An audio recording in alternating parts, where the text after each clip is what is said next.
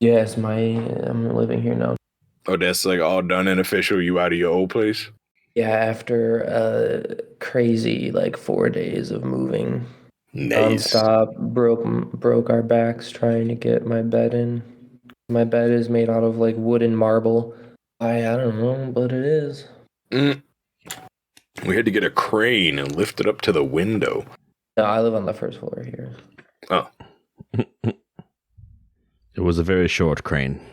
We had to get a jack it up to the window.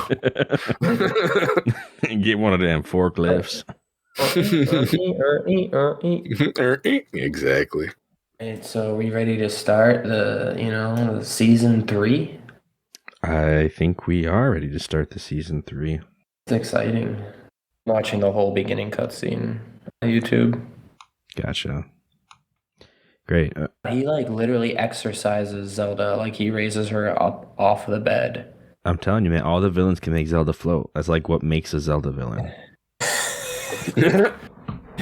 If you can control her gravitational force, then you're probably the villain of the story. A villain in a Zelda game. There's like you see like auditions. You see auditions for Zelda villains. They're like everyone's like trying to make her float. You got just like magicians showing up who can do it, but then they're like, can't do anything else evil, And then Girahim just walks in. He's like, I got this. Oh yeah, he's the guy. He's the one who makes everyone float. Everyone will float. He's like, yeah, I can make her float, but I can also make you float. I can make anything float. Come on, man.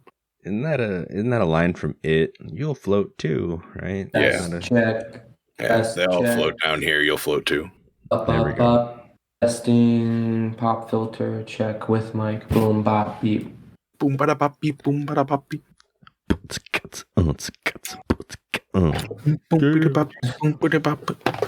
Yeah.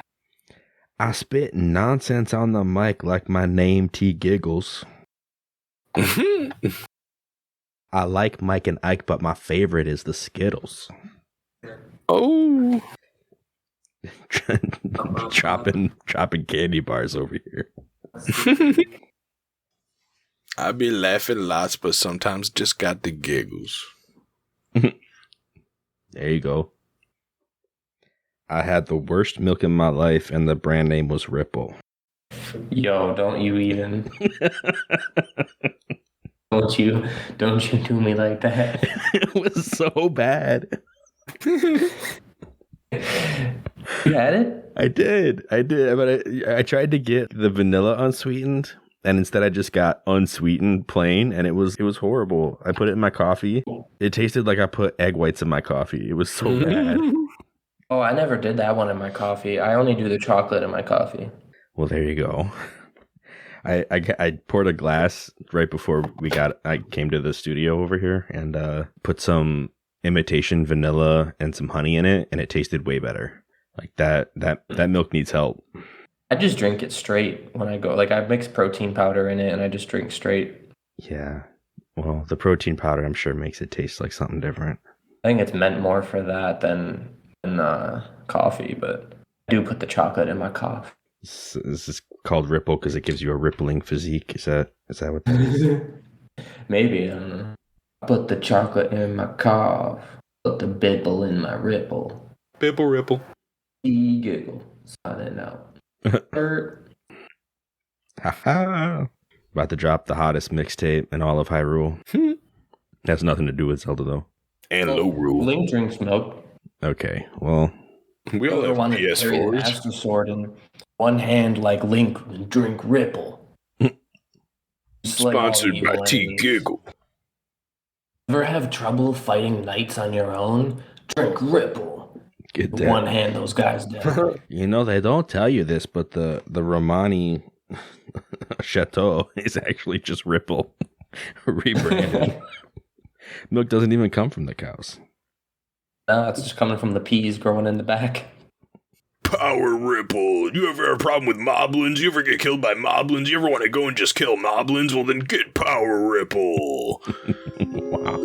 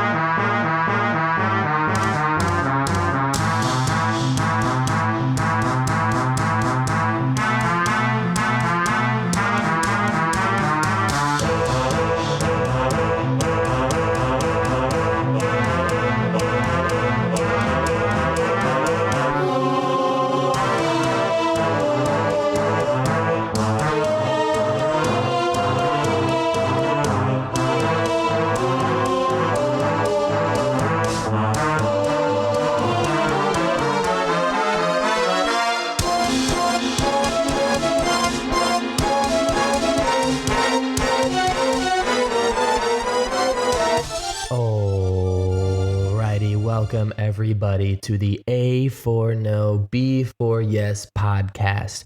It is T Giggles here bringing you season 3. Season 3, baby. Season 3. We finished A link to season 3. Skyward Sword. We went through that game. We gave you guys the best reviews that had ever been given by Skyward Sword reviewers ever.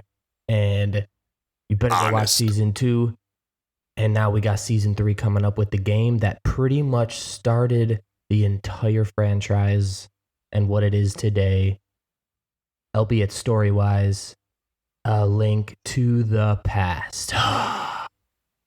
And kind of gameplay-wise. Like how the game plays out with the dungeons and an overworld and all that. Yeah.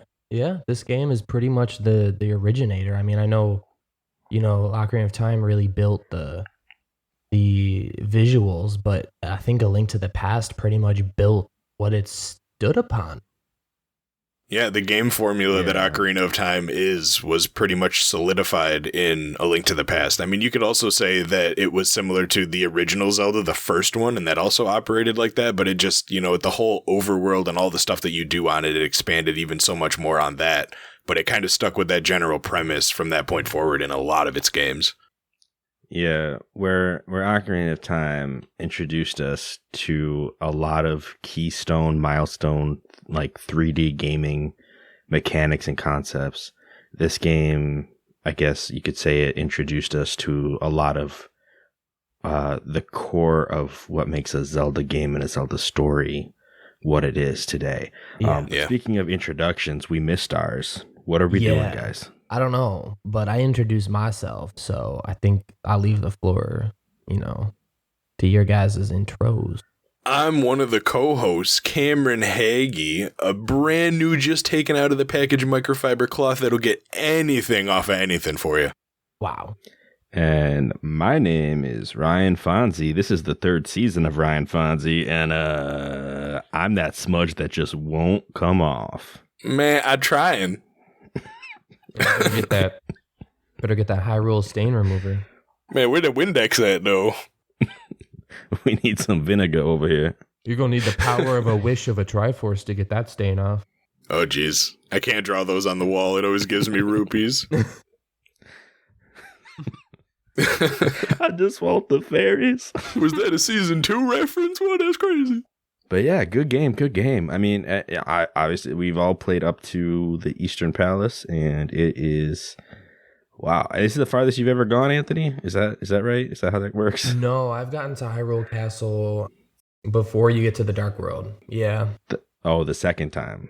Gotcha. Okay. Oh, okay. That makes a lot more sense. Yeah, I've never gotten to the Dark World, so that will all be new to me. I have done this part of the game probably 5 times now. So it's very... Wow. I've done the Hyrule Castle beginning part so many times, and the reason for that is Koji Kondo is an absolute baller. All right? His music is so good in this game setting the scene of the epicness of the game with the time of the falling rain when all the rain falls. Like, so good. It's really cool because we don't really get to see Hyrule in the rain again after this opening. Or hear the song, really, from what I remember. Yeah, it's very special. Yeah, I guess as we usually, when we start off a game, we talk about what our own history with the game was. Usually, anyway. This one, I don't have a lot. I mean, I think I've done the first 3 dungeon run, like what you're talking about, maybe once in the past. Just randomly, I think they gave me. I got the Ambassador Pass for the 3DS, and I think A Link to the Past came with that. Yeah, it did. And so I think I've played the first 3 dungeons on that, and then stopped a minute, and then I got to the Dark World. Same kind of deal. I don't even know if I beat Aghanim. I might have just gotten the Master Sword and then been like, all right, that's enough for that for now. And just never went back to it. Truth be told, my introduction to The Legend of Zelda was Ocarina of Time, so I never really got much into the 2D titles. I've always been more of a 3D console Zelda player. Like even Four Swords Adventures, I totally skipped out on because it was 2D, and I was like, not really my thing. I left it behind. I thought you played that with me. I played it with you, but we didn't play through the whole thing. I just played parts of it with you, but it was your game. You had it. I never owned it, never beat it. So it's one of those situations. But yeah, just last year is the first time I played all the way through it. Loved it. Starting a new game now. We've been streaming it. It's this time through it only took me maybe I don't know if this is shameful or not, but like an hour and 10 minutes maybe to get through the introduction and the Eastern Palace. Yeah, it's not bad.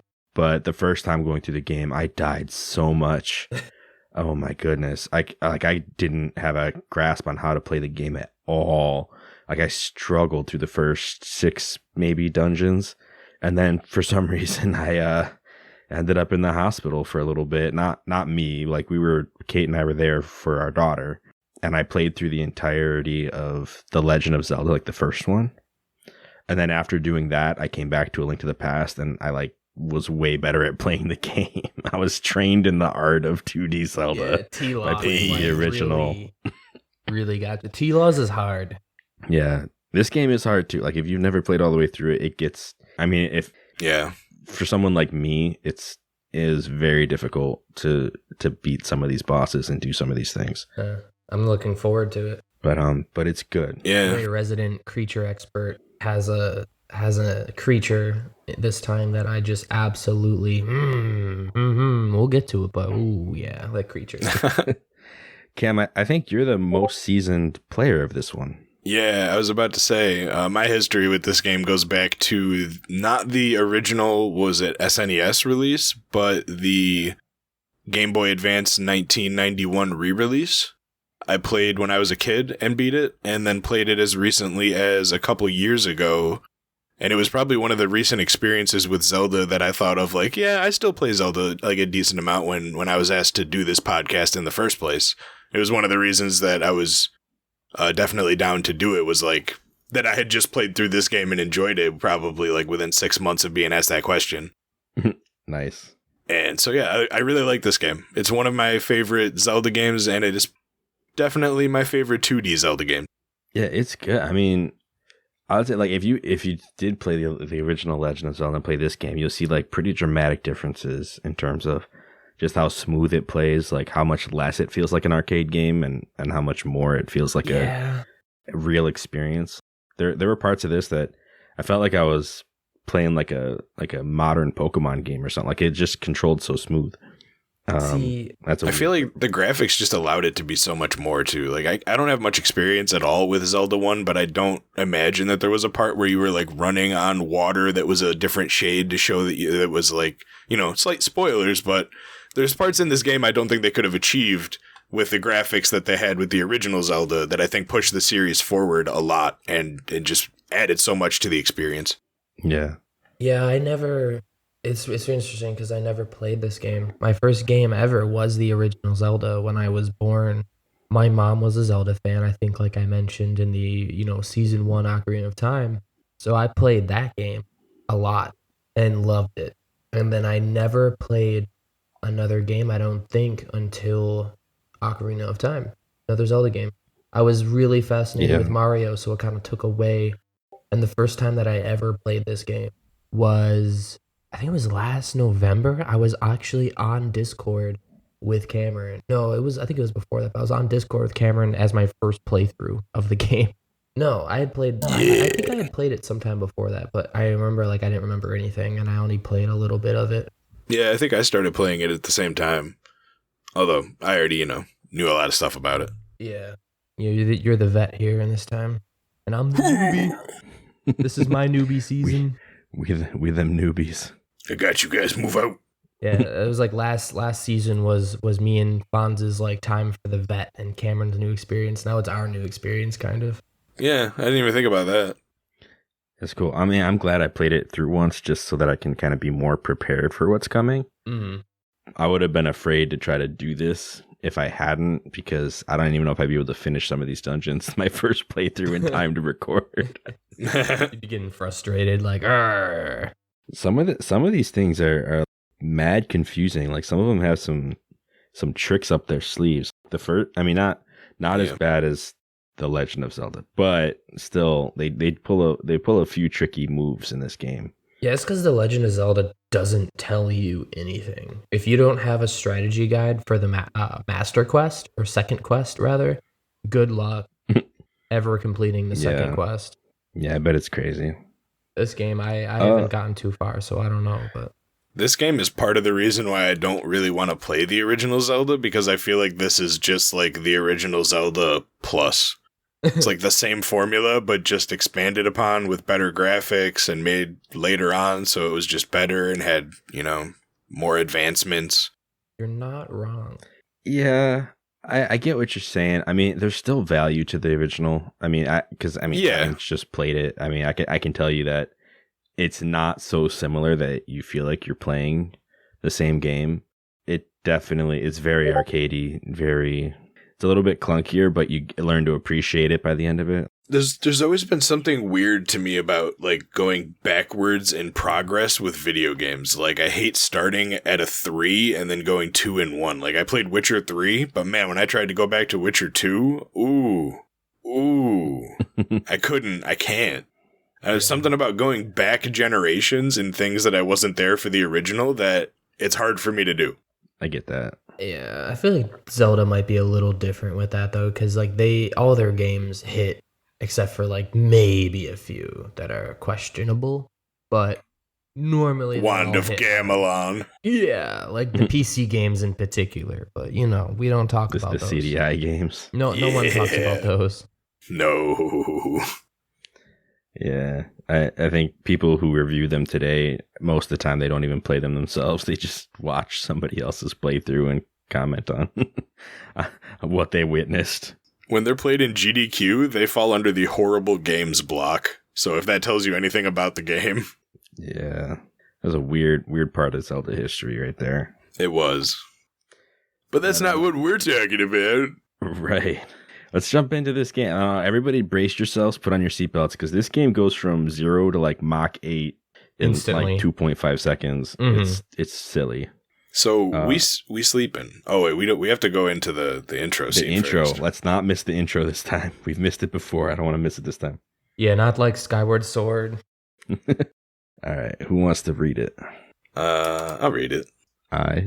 Long ago, in Hyrule, a beautiful kingdom surrounded by forests and mountains, legends told of an omnipotent and omniscient golden power that lay hidden. It was hidden in a sacred realm beyond the reach of men, but one day, a doorway to that realm was suddenly opened. Hoping to claim the golden power as their own, the people began to quarrel and fight. Many sought to enter the hidden golden land. But none returned, and instead evil power began to issue forth from the dark portal. So the king commanded 7 sages to seal the gate to the land of the golden power. Many brave knights were lost in the battle to protect the sages from the tides of evil, but the seal was cast. Evil flowed no more, and the seal would remain for all time, or so the people hoped. But when these events were obscured by the mists of time and became legend, a mysterious wizard known as Aghanim appeared as from nowhere, and with strange magic powers he eliminated the good king of Hyrule. He cast spells on the soldiers and kidnapped young maidens descended from the sages in order to break the seal. And this destiny fast approaches for the final maiden, the Princess Zelda.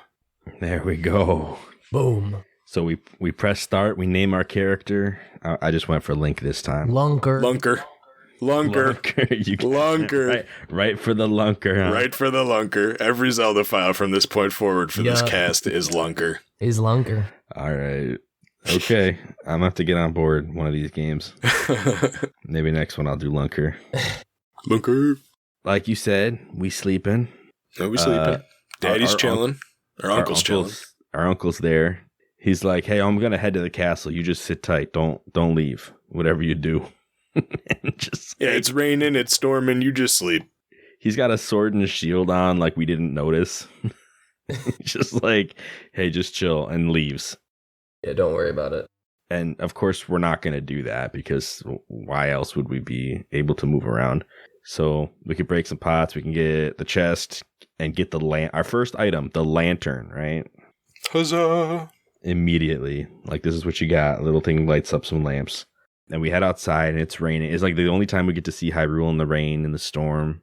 And there's a few things we can do. Nothing too crazy. I mean, we could talk to some knights who will. I mean, basically they're the know-it-all brothers.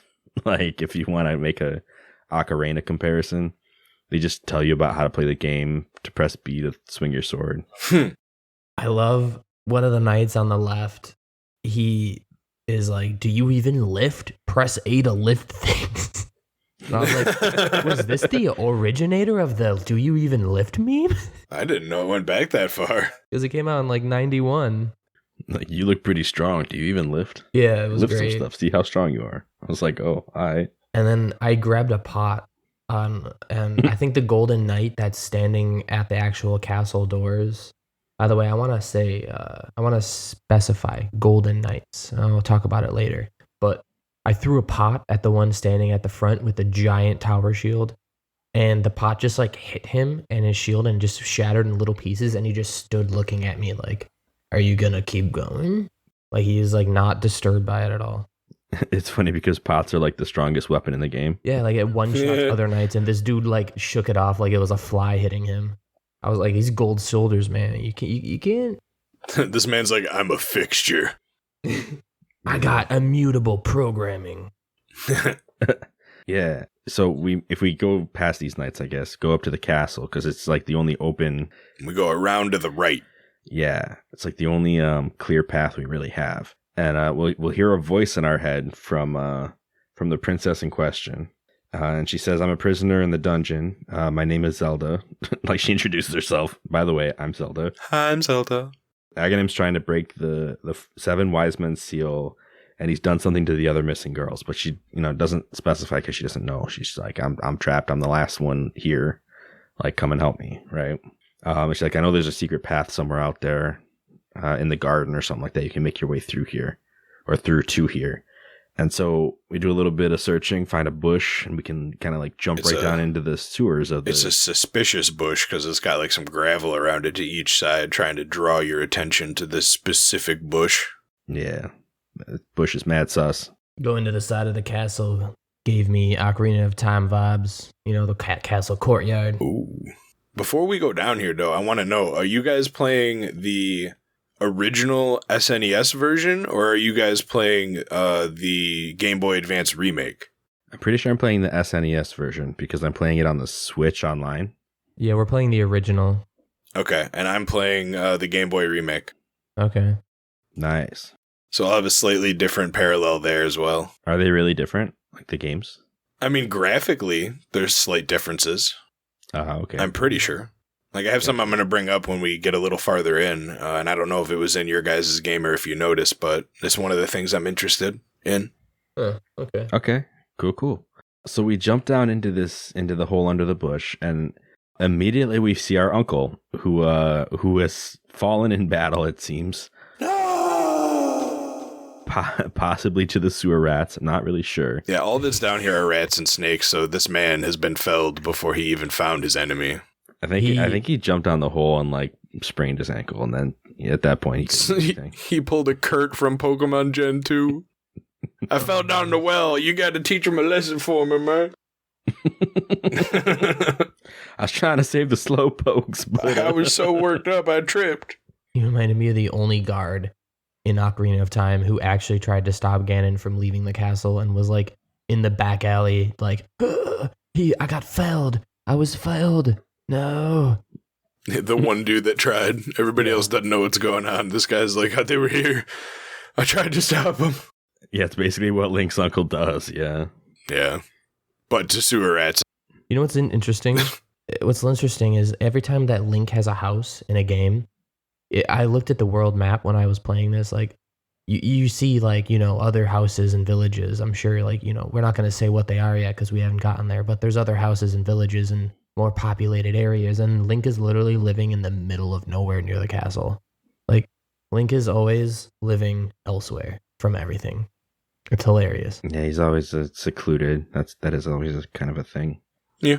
Whether he's like up in a treehouse or what, there's always some separation there. Because he's a hero. Except for in Skyward Sword, where he lived in a knight academy, but we're not going to go there because it throws off. He's just formula. in the dorms, like literally as close to other people as you could get. There's like a little fake folding wall in between. Okay, anyway. Darn you, Skyward Sword. Always messing up our analogies and our parallels. Mr. Uncle, he gives us the weapons, the sword and the shield. And he tells you to use the secret technique that's been passed down by your family, which is the spin attack. Which is to hold down that B button. If my family were to come to me and be like, remember to use this special technique, spin in a circle, I'd be like, that's not a good technique, guys. I mean, you're holding your sword out. It's a slashy circle. A magical circle. It sparkles, okay? Yeah, it's true. It is a magical circle. By the way, the sword and shield is so basic. It's called the fighter's sword and fighter's shield. Like, how basic can you get? At least we had like Kokiri shield and Kokiri sword. Like, that's kind of cool, right? Nah, this is the fighter's shield and the fighter's sword. What are we playing? I mean, it could have been named. It could have been named Rusty Sword and Rusty Shield, or Basic Sword and Basic Shield. I think I would have liked it if it was like Rusty Sword and Rusty Shield. I'm giving my enemies tetanus. No, the sword should have been called Uncle's Joy, and the shield should have been called Uncle's Pride. His pride and joy. Oh no! Oh my goodness! All right, okay. So we get to the first enemy after we leave Uncle to die, basically, because that's essentially we don't even bother to go get help from the knights or anything. Like, we're literally just like, yeah, he's fine. But then we immediately come up to, I mean, it's a knight, right? And like it's a straight up green knight is the first thing we find. And we just murder the dude. And a 5-year-old, or I don't know how old Link is in this game, but he just comes up and goes, and just kills him. And we have our family's secret technique now, so. Yeah, knights don't stand a chance. I mean, you could stop and like see if he's hostile or not, but spoiler, he is. Like, he'll try to kill you. But in my experience, I came through the door and he was standing there looking the other way, and I was like, yeah. Like, get out of here. One hit secret sparkle technique. I'm gonna call it the sparkling goddess tornado. How's that sound? Please don't. So you got to remember too that in Link's world here, if he tries to hit somebody that's not aggressive towards him, it does nothing. So to his benefit, he should go around swinging his sword at everyone, because find out if they're evil or not. Find out. Yeah, it's a test of character. Trust me. It's a character. It's bad. With this sword. Does that mean that you're good? Don't worry about it. Does that mean that cuckoos are secretly evil? Yes. I mean, I don't want to speak negatively about the overlords of Hyrule. Oh, I see. We found who we can't criticize. Okay. The true gods. The cuckoos. Din who? You mean the cuckoo. Din who? They talked about the 3 gods, but they didn't tell you that they were chickens. They had overlords. There was a foul smell in the air. Oh no. I guess the secret technique, though, that his uncle was talking about, passed down from generation to generation, originated probably in Skyward Sword with Goddess Tornado, Anthony, you need to stop. All right, I'll stop. Anyway, I wanted to make a point here. So I think we briefly mentioned Aghanim, right, in the opening crawl? Yeah. The wizard man? Yeah, so now we've come across our first enemy who's a green knight, and we're like, why is this man hostile towards us, right? Because all the knights outside, the golden knights, were very nice to us. Well, all right, nice is a very not good word to use for them. They were tolerable. They weren't hostile. They were tolerable. And the golden knights, I've done research on them. They're like the knights of the royal family, essentially, right? But the golden knights, the difference for them is that they're not taken over by Aghanim's magic. That's why they're retain their color. So apparently, what I've learned so far in this game is that Aghanim has the power not only to alter colors, but also your mind. One of those is much more powerful than the others. Yeah. You're blue now. No, my fashionable gold armor. And let me like, even add more to this. So it says in the wiki that blue knights are, unlike green soldiers, blue knights have a considerable increase in their amount of intelligence. So he's like, oh, you're smarter than this guy, so I'm going to make you blue. And this guy's going to be green. You a dummy. Oh, jeez. This way I know how to address you. Yeah, it's very... It's not right. Either I can give you very intricate, in detail instructions, or I'm just going to point and snap my fingers. He walks up to him and is like, what is 32 times 17? And starts a watch. And then based on how long it takes, he's like, all right, you're blue. You agreed. Yeah, so that was like a point I wanted to make. So I guess the Gold Knights outside, like they're just not tainted by his magic yet, Mr. Big Bad Guy. But yet they also don't see what's happening. I guess not. They do. There's a line later when we get to the roof, and I'll go through that when we get there. Oh, okay. But they see what's happening. So yeah, I think the next thing, I mean, we fight like maybe 2 or 3 of these knights before we get the boomerang. So time to boomerang in this game is almost nothing. It's great. It's like lamp, kill a few guys, boomerang. Now we can stun them before we kill them. It's great. I don't know why there's a boomerang in the dungeons of the castle, but there is. And we make our way through a few more of these. Zelda had her tomboy phase. Yeah, where she went to Australia once and just loved it. They locked it. Had to hunt for birds off of cliff sides. It rang in some ruse. Gotcha.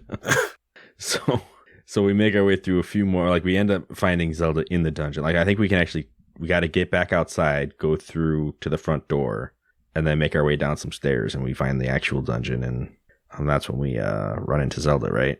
I might have the order completely wrong. You're right. We go outside and back in, and then we fight Dark Hammer, the ball and chain man. Basically, his name is Dark Hammer.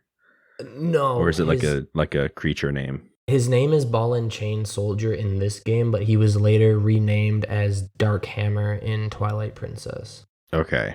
Dark Hammer. Yeah, but that's essentially who he is. He's a buffed out, roided out, one of the knights. He's got different armor. The second you see it, like he came onto the screen, and I was like, "Ooh, gotta back up a second. Like, let me get this boomerang out. I think I know what I need to do here." So the second time I went through this game, I didn't actually find the boomerang, and I fought him at just being patient, and let me tell you, it's an actual nightmare. It's like fighting an iron knuckle in 2D. And then I used the boomerang, and I'm like, is this a joke? Like, this is too easy. Yeah, there is a strategy to beat him without the boomerang. Basically, you just like move in while the chain is extending because only the ball hurts you. And you can hit him easily once you swing in there, once you kind of slide into his DMs, you know? Link does like a hopscotch jump rope out here. Street jump ropes. Yeah, send a message to your hitbox real quick. That's right. Gonna criticize your swinging skills. But with the boomerang, it's child's play. It really was easy. You just stun him, run up, hit him, he gets unstunned, throws his ball, but by then you're out of there. You just come back around, do it all over again. Yep. He had quite a bit of health, but he went down pretty easy. And then Zelda's like, "Oh, I know you were getting like I felt you were getting close." And then I think she goes to explain that Agnes been taken over. He's been magically controlling all the soldiers, and she says, "I fear the worst from my father." Which, yeah, I mean, we don't ever see him. I don't think so. I get it. Understandable. Apparently, in the past, wasn't the king destroyed? Yeah. No, right in the intro it said that. Yeah, in the intro cutscene it says we rarely ever see the king in Zelda's ever. Like rarely. But yeah, she shares that the wizard is an inhuman fiend, the one who killed her dad. But that she knows a secret path outside of the castle as long as you get back to the first floor. And it turns out that path is actually through the throne room. Yep. Now, on my way to the throne room, I ended up going out onto the roof, and I ran into one of the golden knights that was up there, and I'm like, well, he's still golden.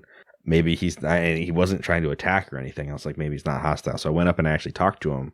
He basically says, like, yeah, the other soldiers are all, like, being changed by Aghanim's powers, and then he says it's only a matter of time before I'll probably be changed too. Oh, no. So, like, he has a very sober estimate of the situation, and he's just sitting there in this very bleak realization that he's probably going to get mind controlled in just a matter of time. Run away, man. So it's kind of sad. I'm like, dude, do something. Get out of here. Why is my man acquiescing to this? Like, he should be running. He should throw his armor away and become a fighter or something. I don't know. Yeah, jump off the wall and get out of there. Yeah. I mean, I think if he tried to go back through the castle, he'd probably get like attacked by all the other knights, but because he's like up on the roof, he's kind of stuck in a way. So it's I love that line you mentioned where he's like, I think the other knights have been acting strange. I'm like, yeah, haven't you seen that their colors changed? I don't think that's like meant to be taken into consideration. Yeah. So we can make our way back up through the castle a little bit, get to that throne room. And Zelda has you push she has you help anyway, push an ornamental shelf out of the way, and it leads to a secret path that goes right back through what I guess would be the sewers. Yeah. And it gets you, and they lead right over to the sanctuary. I guess the castle and the sanctuary both use the same sewer system, which makes sense. The sewers were crazy though. That's where like the lamp kind of came into play. Oh yeah. A And lot of rats. lighting up dark rooms. Oh, yeah, rats and Lord. snakes and bats and everything. Enemy number 1 in this game that will almost kill you if you're not careful. And to top matters off, they look like Bombachus. They do kind of look like Bombachus. You just got to learn how they move. Yeah. They always move for like 2 to 5 seconds and then they stop for a second or two. So if you like walk with them and then just hit them when they stop. It's just that usually first not too room. bad. That first room, there's like 10 of them. And then after that, Yeah. it's pretty easy to like dodge them because you're actually like in the water and they don't go in the water. But that first room, like, bro. Good as tornado. So the whole time we're doing this, we have Zelda tailing behind us like it's Pokemon Yellow or something, going through this whole thing. It's like Resident Evil. Yeah, that too. Just a little escort mission, but it doesn't actually feel bad because there's no extra effort you need to put in for it, you know? Instead of like protecting there's- her, like how you had to protect Mr. Robot Man in Skyward Sword and have the fear of him dying, it's just easy. She's just there. Yeah. She exists. I think one of the funniest things about this part of the game is when you get to that last room before the sanctuary, and there's 2 levers, and and when I first saw that, my first thought was, oh, we're both gonna have to pull one. And this is gonna be one of those weird like little co-op tricks. Like I'm gonna go to this one, she's just gonna auto go to the other one. Nope. We get into the room, she's like, hey, to get through, you gotta pull that switch over there. And I'm like, which over there are you talking about? So I go over to the one on the right and I pull it and the door opens and I'm like, well, I guess that was the right one. So then I went over to the other one. I'm like, I wonder what this one does. And I pull it and snakes start falling from the ceiling. and I'm just like, nope. And I go out the open door because I'm like, I already opened the door. I don't need to deal with this. Yeah. I did that the last time I was playing like 2 years ago. I was like, oh, it opened. What does this one do? Snakes. A bunch of ropes fell on you. Exactly. That's their legit name, is rope. Living ropes. Oh, jeez. Yeah. And they got bad names. So they always do. I don't know why. And our favorite friendly neighborhood, awesome, best friend in the whole entire wide world is back. You know who that is? It's Our best friend in the whole wide world. Yeah, our best friend. Keys. Keys, the Zubats of Zelda. The Keys are back. Bats of Zelda. The bats are in the sewers. They're like little tiny, like, they look like spiders almost, kind of, but they're Keys. Yeah, the keys in this game don't bother me nearly as much as other games. Yeah, they're not as annoying. Sometimes they're just like a little health packet. Just like, here, I'm here to deliver something, whether it's a rupee or a heart. Free heart. And I'm like, oh, I appreciate it. Let me just get my box cutter. When you take out the Z-axis, it's not that hard to deal with the flying things. Yeah, that's true. So, we get out and we meet the priest who's in the sanctuary. The loyal sage. And yeah, so he explains to us that we got to stop the wizard, which would be Aghanim, from opening the 7 wise men's seal, or else evil will overtake all of Hyrule. He said there's a mighty evil force that guides the wizard's actions and augments his power. I think he says the only thing that's powerful enough to fight him is the legendary Master Sword. Which, having just gotten our first sword ever, it's kind of like a immediate drop of like, there's a better sword. You're gonna need it. But then he tells you it's been sealed deep away in a forest. Yeah, but that there's an elder in the village, in Kakariko village, I think he even specifies, that might know more, and he marked his house on your map, so you can actually go check out his house. Hey. Yeah, so we're off on our real adventure. So we making our way downtown to his house, gonna ask him stuff. You know what's even crazy about this man is he's wearing glasses. Like, I don't remember a Zelda character ever wearing glasses. Do they? They do, sometimes. It's interesting. I mean, Majora's Mask definitely had like a dude rocking sunglasses, which was kind of silly. But I don't remember think that. I think there's some other characters who also wear glasses that are a little more toned back. Like I don't know, Tubert had a pair of little like full moon spectacles, I think. Tuber. And yeah, usually they're for a purpose. They're practical. They're not just like I say that like as if regular glasses don't have a purpose. I mean, like usually they're part of a costume, whether it's a blacksmith that has to have like a face shield, or a scientist with little spectacles to like look at stuff. It's just they're never just like, oh, I'm slightly nearsighted, so let me wear these glasses. Like that's normally not the case. Hey, so did you guys find the stuff there is to find in the town? I found a bunch of stuff that there is to find in the town. I know that if you first go to the elder's house, there's like an old lady there who tells you a little more lore. Yeah. Which is pretty cool. She says that no one has seen the elder since the wizard started collecting victims, which I thought was a hilarious phrase because, like, how long was he collecting victims while everyone just knew about this? They said, by the way, well, not didn't say by the way, but basically she just jumps right into like some more history about Hyrule. And she says the Hylia used to inhabit this land and left behind many different treasures, which, just to kind of indicate that you're going to find a bunch of stuff on this journey. But yeah, so that was the first bit of lore. Apparently this is no longer like the people of this Hyrule do not call themselves Hylians, but they used to. Like there used to be a group called the Hylia, which would have been like, I guess, the ancestors. So for timeline theories, that might mean something, but probably not. It's pretty insignificant overall, but I thought it was cool. I don't even know where this game takes place in the overall. I want to say before Ocarina of Time, but I feel like it's on the left path of the timeline. Yeah, I don't remember now. That's not something that I tend to concern myself with all too much anymore. Yeah. So, sorry, y'all. And then she also tells us that the elder has left. He's not here anymore, but someone in the village should probably know where he went. Yeah. So there's a bunch of stuff in this village. Oh yeah, there is. For starters, there is a merchant sitting in the middle of town. I got something to talk about with this guy. It's pretty fantastic. He sells you a bottle for 100 rupees. And when you buy it from him, he's like, yeah, now lift it high up above your head. It's good for business.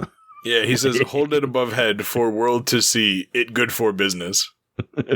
In broken English. I love it. And so you do. And I feel like we've held other things above our head already, but it's just another funny instance of them kind of breaking that wall.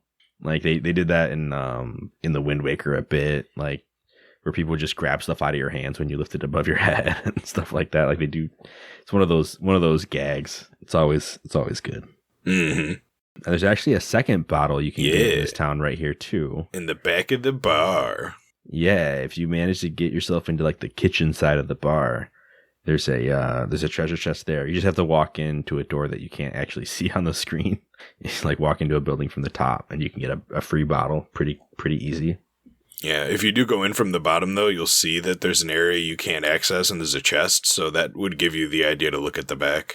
Yeah, and there's a couple of dudes in that too. I only marked the one because the other guy talks about the fairy fountain. I think like they give hints to things further on in the game.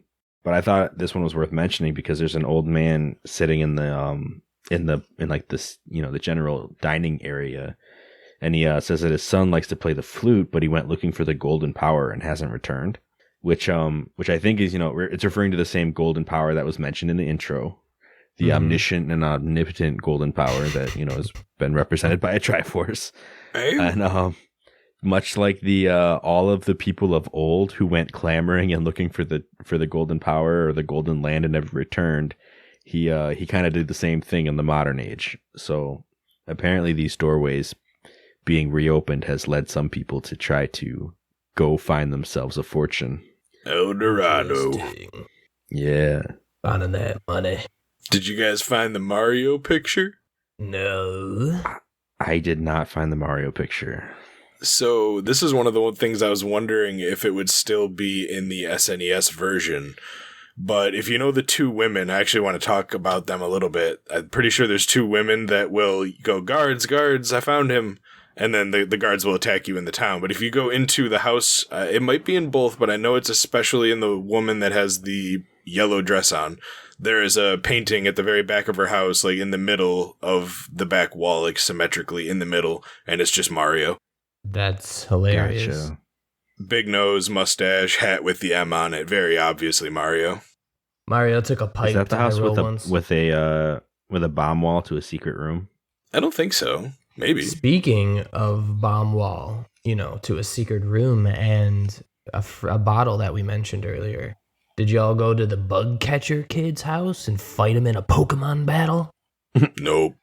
No? Well, I didn't fight him in a Pokemon battle, but he did give me his net. That's behind the scenes. You don't actually see that part, Oh, all right. Is bug catcher Joey over here? Destroyed his Caterpie. Completely destroyed his Caterpie. Yeah. I did not get the net, though. You didn't? No. I forgot about the net. Yeah. Oh yeah, I got the bug net, and then I immediately went outside and I was cutting some grass, and a bee came out and I caught it. So now I just have a bee in a bottle that I haven't decided when to use. But Just chuck it at a guard. But that's a thing you can do in this game. Yeah, you just release it randomly, and then it'll like be friendly to you now because it was your bee. Oh, you want a bee now? And you can take it around and fight stuff with it. And then your bee dies. You're like, Jimmy, no! And there's sparkling golden bees, too. Ooh. I haven't found any of those, I don't Me think. neither. Super bees.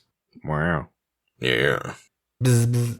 Bumble. So, those two ladies, the ones in the town that yell for the guards when they see you.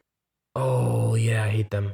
I wanted to kind of like give like a deeper meaning to something that you could take away from that. And that is that these ladies have taken incorrect information and believed it, the information being from the guards, the so-called authoritative figures of the world, and because of that are actively trying to impede the hero attempting to save the world, and unknowingly helping evil in the deeds that they're committing because they have accepted incorrect information without properly analyzing it and believed it as fact. And I believe that is an important thing to take away from that. And that even though they believe they're doing the right thing in what they're doing with the information that they've had, they have already made the mistake of accepting incorrect information, and thus what they're doing is actually wrong. But I bet you if you were to ask them, if they were real people, they would believe what they're doing is right because Link is the evil person that the guards tell them is kidnapped Zelda and yada yada. Yeah.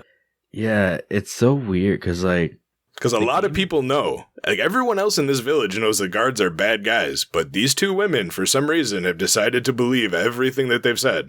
And I believe that they're kind of like a warning to people, like, be careful what you believe, and be careful what you end up doing with the knowledge that you have, because you might end up making a big mistake. Like, if these women had their way and you got captured and permanently imprisoned or killed, the world would be uttered into a land of darkness, like, for eternity.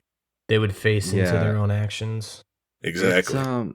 It's definitely strange, especially when you consider how most of the village knows who Link is, like including them. Like they can recognize Link and be like, "Oh yeah, there he is." But they try to make very clear, like the kid gave you the bug net. Like somebody, if you go into their house, they'll thank you for visiting. This village, they're not unfamiliar with who Link is. Like they know him, they know his character. Yeah, and so it's very strange to have, I guess, a couple of people who would betray that so easily, you know, without really questioning or saying like, hey, did you really do this thing? Or, you know, it's just like immediately like, oh, let me call the guards because that's what I'm supposed to do according to them, you know. Yeah, it's definitely it does stand out. I mean, I think I agree with what you're saying. Like, it definitely, you got to care about what's true and be able to make discerning decisions, you know. I think what was impactful to me was just the fact that that's what was kind of happening. Like your own neighbors are being like, hey, there he is, when you've clearly known each other before this and they should know that they can trust you, you know, that you wouldn't do something like that. Yeah. I definitely like that point. What I thought of, shout out to season 1 with this, but I instantly, when that happened to me, I actually triggered it a few times, but it reminded me when it was happening of the blissfulness of the citizens of Castletown in Ocarina of Time, and how they don't like kind of in line what you're saying, Cameron, where they don't really care to learn the truth or analyze the truth. They just go with what they were told.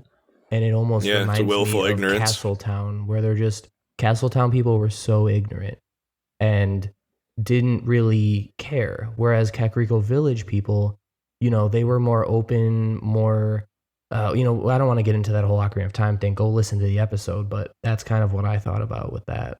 Yeah. So there's one other thing that I did before I left this area. Well, obviously we still haven't gotten our information yet. So we have to go talk to, there's a kid outside by all the cuckoos. And he's kind of standing. The cuckoos. Yeah, there's like 2 water troughs, and he's standing next to one of them. And if you go talk to him, he's like, "Oh, you're looking for Grandpa? Okay, well, don't tell any of the bad people." Which, there you go. They know that people are bad right now. But he's actually in a palace on the other side of the castle. I'll mark it on your map for you. Everybody seems to be very aware that Link has a map. Even those soldiers in the beginning of the game are like, "Oh, you got a map? All right, don't get lost. Press X to look at your map." And I was like, "Great, thanks." But so he's like the second person, I think, that marks something on your map for you. And so we can start making our way over to this elder. But one thing I did, just because it was very convenient to do right now, was I went up into the Lost Woods and got myself a mushroom. Hey. Yeah, me too. Yeah. Yeah, there's a mushroom up there. And even after you've used it, because there is a place we're going to use it pretty much right away, it will keep respawning there. There's just always going to be a mushroom in that spot that you can always pick up, and Link will always be excited that he found a mushroom. I don't know. It's like Skyward Sword. You just got a mushroom. You just got a mushroom. That kid that marked our map, though, and told us where the elder is, that we're never going to see him again, because as it turns out, he did that in the presence of the cuckoos, and as we recently found out, they are the ultimate evil overlords, so they did not like that. Okay. They destroyed the kid. Kidding. I have no idea if the kid disappears or not. I'm pretty sure he just stays there. That'd be funny. So after we talk to this kid and we get our mushroom, we can head on over to the eastern area of the map, to the east of the castle. I always make a pit stop over here at the witch's hut. There's a witch, and she has an assistant who works inside, and he will give you free samples of red potion. So if you ever need to heal, you can just kind of talk to him and be like, "All right, yeah, here's a sample." I'm like, "Thank you, fairy fountain man." That's exactly These witches what I needed. Fairy fountain man. Like, straight up vibes of the long-nosed witches from Ocarina of Time and Majora's Mask. Those sprites, like, they gave me those vibes. I don't know if it was the shop Kotake or like and what. Koume vibes. But yeah. It gave me those vibes. I don't know if it was because of the shop or what, but that's how I felt talking to them. Yeah, and she can smell that you have a mushroom, just like the hidden potion shop from Ocarina. There's like a secret. Oh, they remember the that's secret right. potion Yeah, she shop did that with the too. girl with the cat. Yeah. And so you give her the strange mushroom, and she's like, "Oh, this would be perfect. I can use this to make some stuff. Come back later, and I'll give you a reward for this. Basically, like, we have something special for you." And you actually can't get it now. It's not one of those Pokemon things where it's like, "Hey, come back later, and I'll have it," and you can just like leave the room and come back in. Like, it doesn't work. I tried like 4 times, didn't work. So we can leave and go find our elder, because it's really all we have. On the way there's another actual fairy fountain with another fairy who will heal you. So it's just good. I always try to remember where they all are, because they're kind of like checkpoints to me. Like, if I'm trying to venture across the map, I tend to take a lot of damage. So I usually make routes that go from one fountain to the next until I'm at my destination. So that's a good one to know, because it's actually right before we get to the elder area, but it's also right outside the Eastern Palace too. But we don't really know that yet. So we go in, we find this like sunken, it's almost like a crater, like you can jump down into it. And there's a little entrance, and inside is the elder. He's just kind of chilling in this little cave hiding spot. And the first the first thing he says is, "I am indeed Sahasrahla, the village elder and a descendant of the 7 wise men," right? I vote we call him Sashi. Well, here's the thing. Yeah. Like I want to give a quick shout out to a podcast that seems to have been on hiatus for a little while now, but they just started their own Link to the Past season, and they only got one episode in so far. But it is Nehru's Wisdom podcast, and they kind of pointed out they went and I think they checked a wiki or something to try to figure this out like while they were recording. But Sahasrara, the name, is most likely related to this chakra. Like I have this chart that I've sent you now. It's of the 7 chakras. And a Hindu system here of these chakras. Chakra. Yeah, so the crown chakra would be Sahasrara, like with another R instead of an L at the end.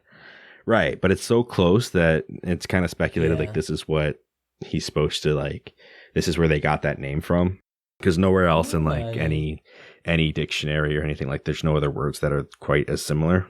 So this is the crown chakra. Its functions are knowledge, fulfillment, spirituality, and self-realization. And there's a color associated with it. Now, if you go through the rest of these chakras, aside from the fact that there are 7 of them, you'll actually find a lot of uncanny resemblances between these chakras and the sages from Ocarina of Time. I just want to run through them with you real quick. I'll start from the bottom. The root chakra, they all have different locations on the body. I'm not going to kind of go through that. I don't really, only a few of them I feel like are really, I want to talk about specifically, but this isn't really one of them. But the functions are more my jam right now. So the function of the root chakra, which is colored red, is survival, grounding, stability, comfort, and safety. And that would be like your fire medallion, right, from the Gorons, which were all of like who had a couple of run-ins with where their survival was at stake. They're like ground-based creatures. It's almost like this is exactly where that came from. They just took the chakras and just dumped it into the sage. Yeah. So like the next one up, you'd be able to recognize pretty obviously to be the Gerudo, the sacral chakra. Up from that, you have the solar plexus chakra, which is very much like light temple, right? Well, yeah, temple of light, right? This would be your Rauru. Ego power, digestion, yum. Stomach chakra. Rauru. Yeah, right. Yeah, it's very, very. I just think it's funny that it's solar plexus and like solar light, right? Anyway, up from that is the heart chakra, which would be located near your heart at least. Functions: love, acceptance, compassion, kindness, peace, and it's green, which would be like Saria, so your best friend growing up. I'm kind of hook back to this, I think, when we get to a different game, because I think that this is kind of an important detail. But yeah, I think it's just funny that Saria is actually the sage that would be closely resembling that, and it would be the one that's closest to Link's heart. Mm-hmm. Up from that, you have the throat chakra, which I think is hilarious because the functions are communication, expression, honesty, and purification. And the color's light blue, and the Zora were responsible for purifying the water source for all of Hyrule, but also Ruto was extremely expressive. Like she was brutally honest, and she over communicated. So it's very much like fits right in. The third eye chakra, which is the next one up, between your eyebrows, and the function is intuition, visualization, imagination, clairvoyance. So like, the Sheikah and the eye of truth, the lens of truth, rather. And then you have your crown chakra, which would have been more like Zelda with the whole leading of the sages. So just super cool stuff. Like I'm not gonna lie, like I saw this and I was like, oh wow, like how did we miss this? No, but like the realization is it's there. It's great.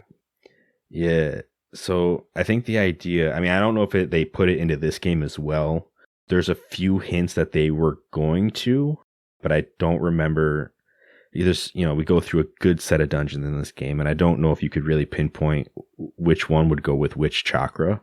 But I mean, it plays right into the whole, like, you have to be balanced. You have to have all these different facets.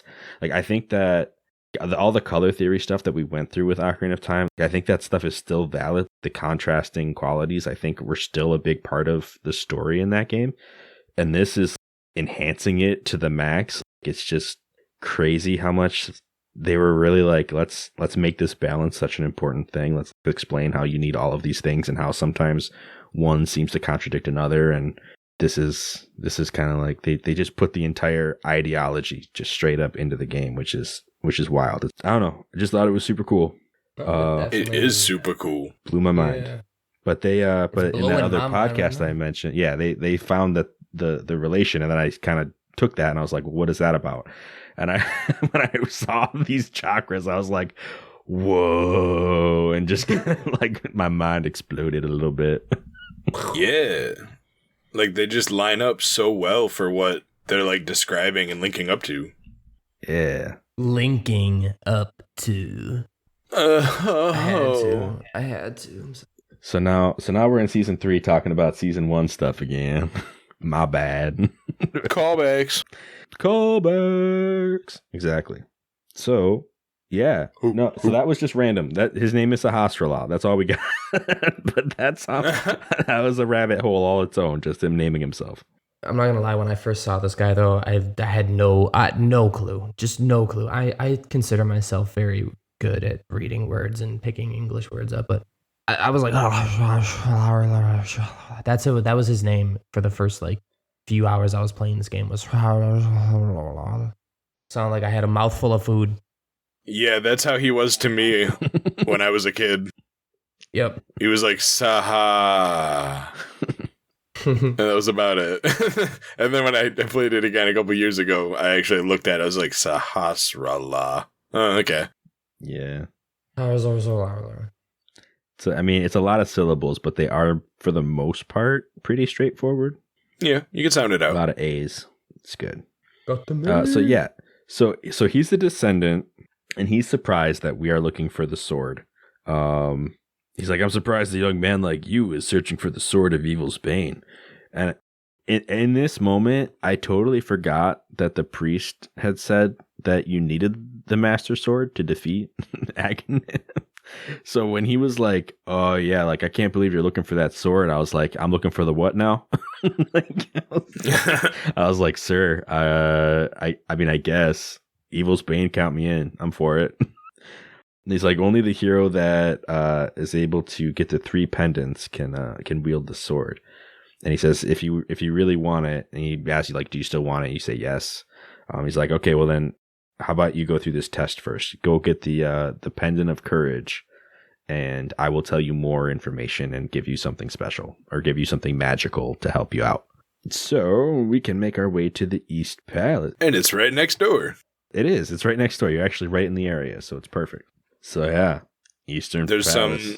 Are they Armos? The ones that you walk up to them and then they go, and then they go, and then you got to hit them when they're doing that. Before we get into the Eastern Palace and the enemies and the whole thing with that, did you know that if you actually don't find the location of Sharashala first, you actually go to his house and his wife is there?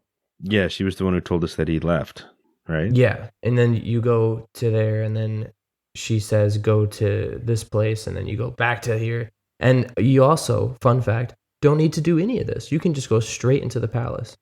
Just bypass the whole story. So all the running around to Kakariko, we didn't actually have to do. I feel like I probably did that when I was a kid. Yeah. You don't need to actually talk to her or the grandson. You just kind of go straight into the palace. And I thought that was really funny. I was like, huh, yeah. Story? What story? Fighting time. Yeah, I mean, I guess It's the game had to clobbering give you at time. least somewhat of a guide, right? Yeah.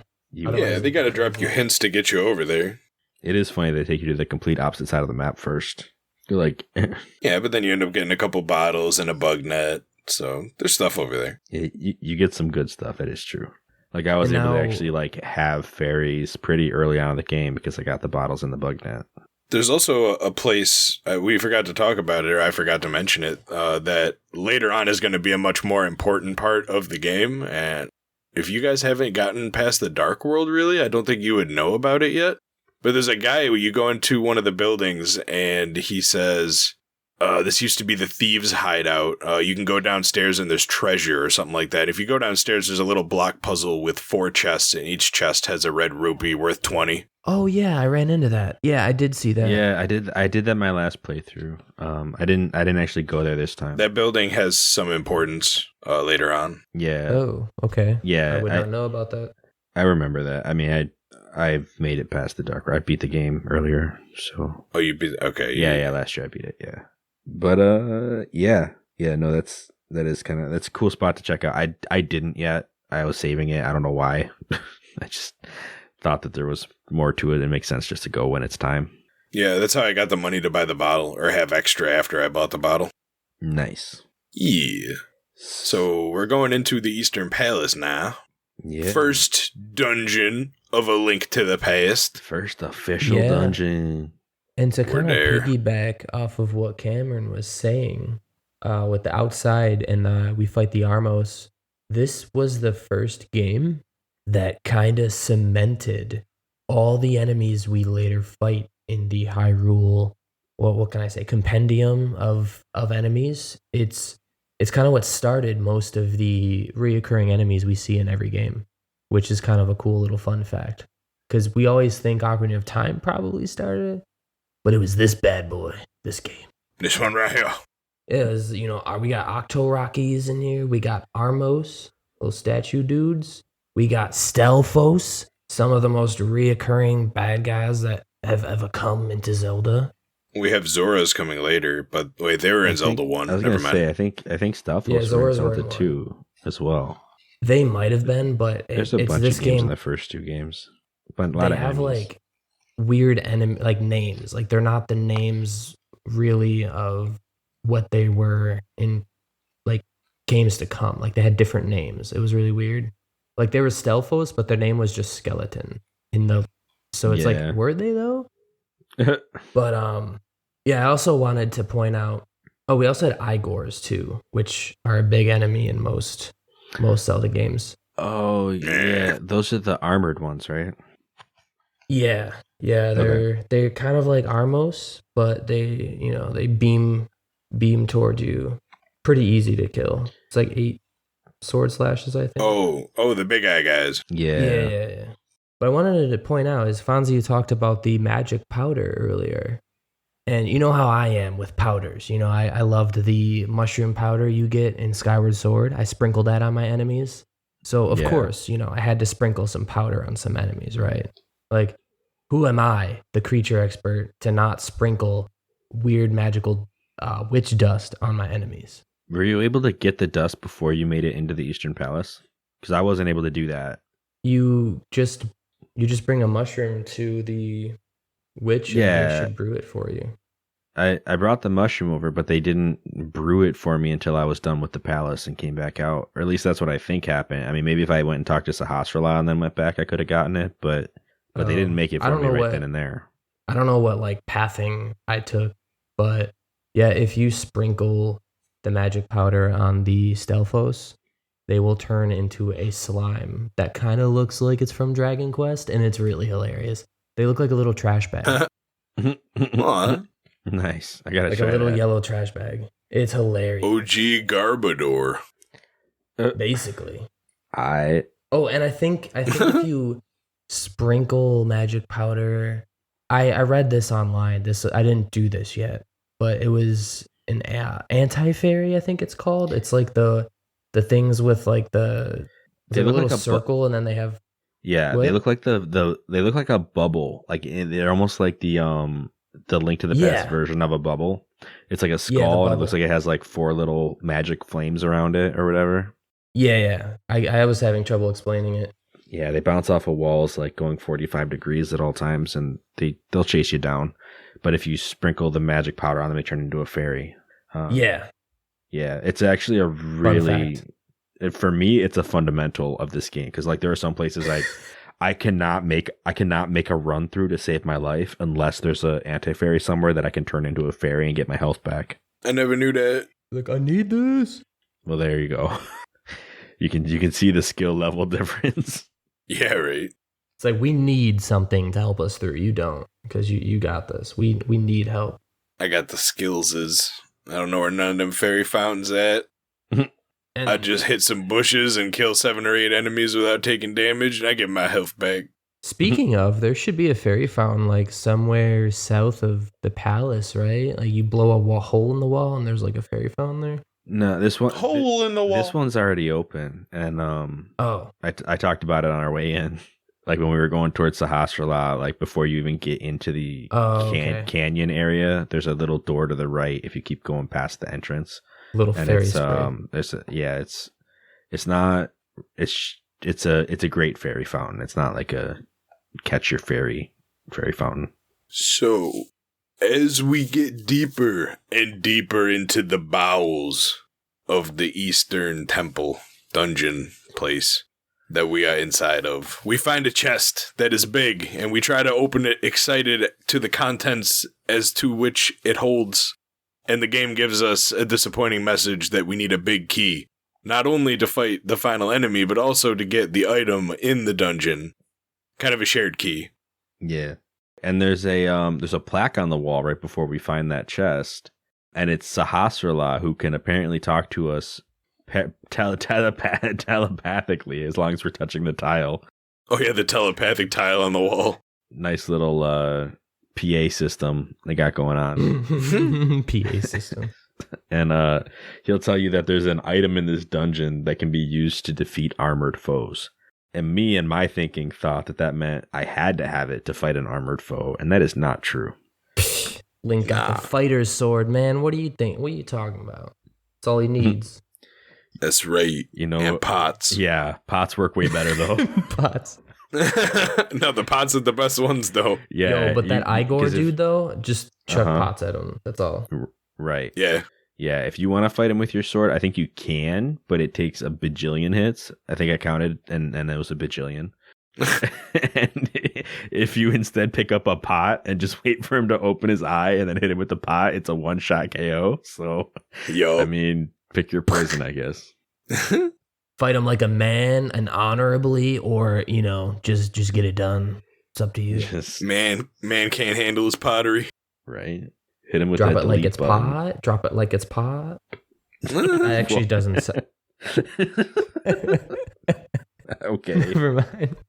Anyway, let me sound not as lame with this next statement. So I don't know if you guys noticed, you know, with this talk of this next item and the significance of this next item, I wanted to point out to you guys. So we're obviously searching for it's the pendant of courage, right? We're searching for the pendant of courage in this dungeon. Did you guys notice that the dungeon's green and courage is always in Zelda linked to green? So the whole entire dungeon is green walls, green stairs, green everything, essentially.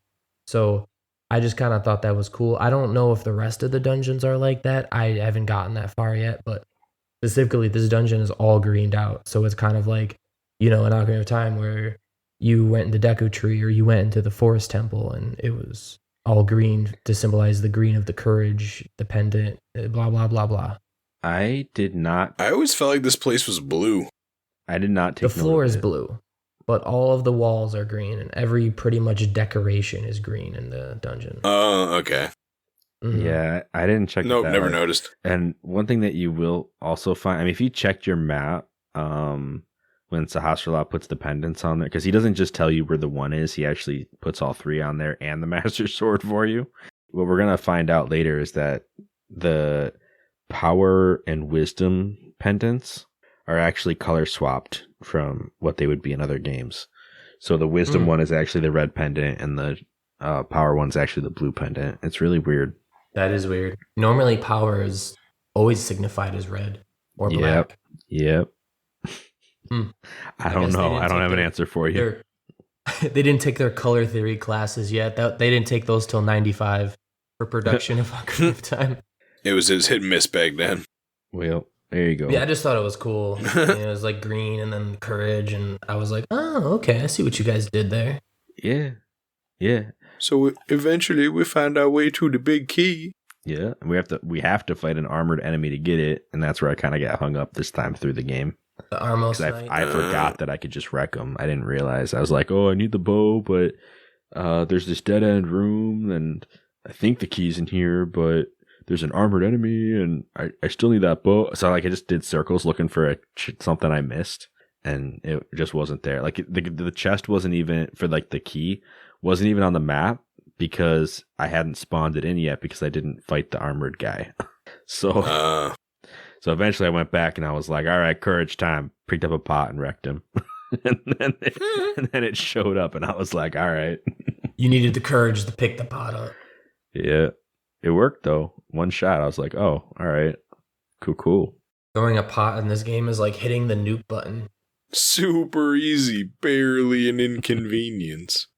That's how I get rid of most of my Stalfos problems. I don't try to back them into a corner. I just pick up a pot and chuck it at them because it works way better. Yeah, and specifically with Stalfos, it's really good to hit downward. If you're above them, you hit them like no matter what they do. Nice. And so you ever run into a crowd of Stalfos when you walk into a dungeon and hate it? Well, look no further than throwing a pot at all your enemies. One shot knockout. Rattle their bones. No more ripple for these Stalfos. No more ripple. No more ripple. The pots just take the calcium away from them. Oh my goodness. So we can use that big key and head back to the treasure chest and we get our bow. Bo. So, I mean, I thought the time to the boomerang was crazy fast, but time to bow in this game is also extremely short. Dungeon number 1, you got yourself a bow. It's phenomenal. Compared to Skyward Sword, where the bow comes at the last dungeon, basically. This is really sad. This one, it's like, oh, we know what you want. we know what gamers like. Projectile weapon. Range combat, we got you. It's good stuff. And we can use it almost immediately to fight our boss of the dungeon, which I don't know the name of, but basically river dancing statues. It's the Armos Knight. It's just one? Because it looked like 6 or 7 to me. 6 of them. Well, the red one is the Knight, and then the blue ones are just Armos. Well, the red one doesn't even have to spawn. Yeah. I'm gonna get into that. You can get rid of them without the red one being red? Yeah. I want to hear about this because that's not how I did it. Speedrun strats. If you're good at the game, you know that each guy takes 5 arrows to kill, I think. Which means if you get down to the last 2, right? I don't 100% know. I think it's 5. It might be 6. I think it's 3. I think they died really quick for me anyway. Oh, well. You figure out how many shots it takes to kill it, then you get down only the last 2 of them to 1 shot, and you do those 2 shots very rapidly, or you wait for like one to be above the other so that the arrow hits both of them, and if you manage to kill the one before the other has fully died, then the red one will never spawn, he'll never get all his health back, and you'll never get to the stomping phase. Interesting. Wow. That's I almost did it, but he turned red, and then when he went to stomp me for the first time, I just shot him with 3 arrows and ended him. Oh. So I still did it quick, but not super quick. Oh, I see. What I did when he turned red was I remembered what my uncle taught me, and I held the B button down, and then I would slightly dodge to the left or right, and then do a spin attack. Did the sparkle tornado? But I had to hit him like a lot to do that. The bow does a lot more damage to him than your sword does. Well, yeah. I mean, at least it worked. I was able to take very, very little damage and still take him out. Just with persistence, I guess. It did take forever. Persistence. I think I beat this fight in about 40 seconds. Yeah, it was much faster this time around than it was the first time. But I love it, honestly. They just line up for you and you just shoot them a bunch. It's actually really fun because you feel like the bow is a powerful item when you're playing this round. Yes. You really feel like Robin Hood. It's a satisfying fight, okay? So we get our pendant of courage and a heart piece, and we can take it back to Sahasrahla, right? Sashi. Soho. And so he decides to tell us more information about the game, more lore, more legend. And he says 3 or 4 generations ago, because, it could be either, I guess. It's kind of a rough estimate over here. An order of knights protected the royalty of the Hylia. So I guess the people of Hyrule called themselves the Hylia not that long ago, really, as his wife would have you believe. It was a recent development. Right. They were also guardians of the Pendant of Courage. Most were destroyed in the great war against evil that took place when the Seven Wise Men created their seal among the descendants. When the Seven Wise Men created their seal. It says, among the descendants of the Knights of Hyrule, a hero must appear. And then he says, like, he believes you or something like that. He believes, like, you're really going to try to get the sword or whatever. And he tells you that you have to get the other pendants. And also, he gives you the Pegasus shoes to kind of help you along that journey. Which is, like, one of the best items. Right. So, they literally are coming in hot with these items in this game. Boomerang, bow, Pegasus shoes. Like, come on now. We're like, like an hour into the game, my inventory is stacked already. Like, I don't even know. Right. This game is silly fast with the items. It's like, oh, you wanted this and this and this. All right. And then like he tells you, he gives you the boots or he gives you the shoes and he's like, oh, by the way, there's an item to the right of Lake Hylia. Go get that. And I was like, yeah, all right, cool. Did either of you guys go get it? Well, like before not recording? yet. No, but I did want to say something really funny with the Pegasus shoes. So, you know the cracked wall in his house? In the house where his wife is or in the house where he is? No, where he is. Yes. So, you don't need bombs. Link literally just dashes into them with the Pegasus shoes at full speed. Usain Bolt over here and just blows the wall over with the shoes. I did. Is that only that wall? I don't know. I did it too, though. Only walls with one crack. Like the crack where, like, it's small, not like bomb. I guess there's two different types of walls that need... You have, like, a light crack and a big crack, which requires bombs. Yeah, that's kind of weird. I don't know why the big crack requires bombs, because it's like physics. It's like easier to... It's more damaged. It should fall apart easier. It's less structurally sound, so it should take less to destroy it. But that's not the case. It's, yeah. Yeah, you dash into this wall, and there's actually a treasure chest with bombs. It gave me, like, 3 bombs, which is pretty dope. Dope. I was able to use those bombs to get that item that he sent me to go get. So it's kind of a side quest, but also not at all, because you actually do need this item later on in the game. But it is the ice rod, baby. I was just thinking it was one of the rods. Yeah. I did not get this yet. So not only do we get half of our bottles and a bug net and some magic powder, and some shoes, and a bow, and a boomerang, and some bombs. But we also get a magical rod that freezes things. Because why not be OP before the second dungeon? Like, why not? What other Link do you know that's this hype, huh? What other Link? Tell me, I'm waiting. They give you the good tools, man. Right? I'm gonna go into the next dungeon. These enemies gonna be dodging out the way. They're gonna be like, "Oh snap! That Link he's got a whole arsenal over here." Like, man, I heard he just froze Bob in the other room. Oh damn! What do you mean he froze Bob? Link, you scary. At least Bob got frozen. Timmy got blown up over there to bits. This dude's got bombs, man. Let's just hope he doesn't come into our room, bro. It's like, dude, we're guarding the big key. And then, like, all of a sudden, like, conversation cuts out and the boomerang smacks the other dude in the face. He's like, oh, no, he's here. And then an arrow hits the other guy's like, oh my gosh, he's got a full arsenal. And then, like, it pans over to Link's face. But he just started playing. And his eyes are red and he's, like, breathing steam. Did you just break the fourth wall? Oh, goodness. Yeah, I mean, there's just some other stuff you can do now that's notable, but I mean, it's all good. We don't need to go into that. I mean, this is where I got the magic powder finally after I beat the dungeon. There's actually a fairy fountain right behind Link's house too. It's like a pile of rocks, and you can now smash piles of rocks with your Pegasus shoes by running into them. Yeah, you can. So there you go. I also got a heart piece by doing that, smashing a pile of rocks. That was kind of cool. Just so many things you can accomplish now that we have like half the items in the game. So pretty good stuff. I mean, this is our first chapter. I think this will probably be one of our longest episodes for this season, just because of it's like a dungeon and a half, you know. And the introduction to the game itself. Right. There's another long one in a few episodes from now where a huge transition kind of happens, but I'm hoping that we'll have a guest for that one as well. Bunny go hop hop. So it's going to be pretty great. Oh, baby. I'm so excited for this game because I just haven't played this. Like, you have no clue. It's like getting a present on Christmas. Excitement.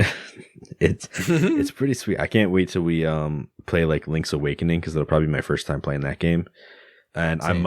I might let it just be my first time playing that game because most of the time I want to play it before so I can like build some theories, have some ideas. But I don't know. It might be exciting to get a first look on the podcast. Gonna do the theories hand in hand. Yeah. Wiki warrior. Oh, okay, great. Wow.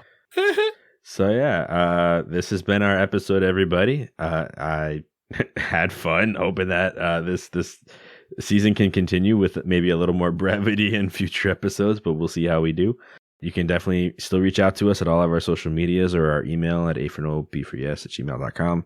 We do now have our monetization through Anchor active, just donations and stuff like that. But honestly, don't feel any pressure. It's not something that I'm going to be announcing every time we end an episode. Just wanted to announce it now because it's been opened up. But yeah, if you're looking to lend any kind of support, that's where you'll find that. But yeah.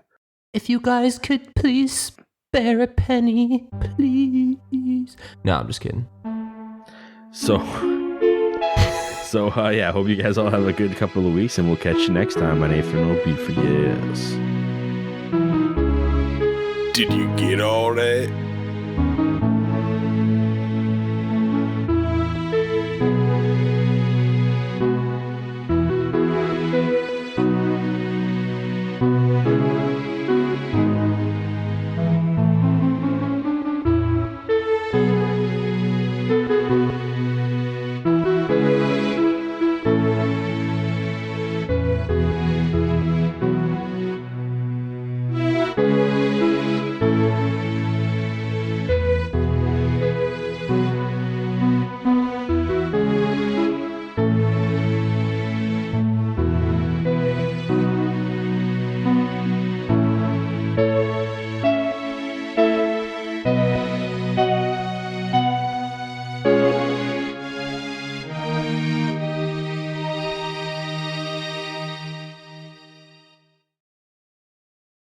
I'm all ready to go. I even got time.gov up. I'm already recording. So I'm going to play some Pokemon. You're already recording? Yeah. You going to play some Pokemon just on the mic over here? Just on the Switch? I'll turn the volume off. That's fine. All right. I mean, obviously not when we're podcasting, but while we're waiting for Mayo. Yee. Hey, got that Carnivine. Good stuff. Let's see if I can lure this Tangela over to this berry and get that back shot on this. Hey, yeah, you like orange berries? I hope you like orange berries. Everybody loves a good orange berry. That's right. Bam. Got him.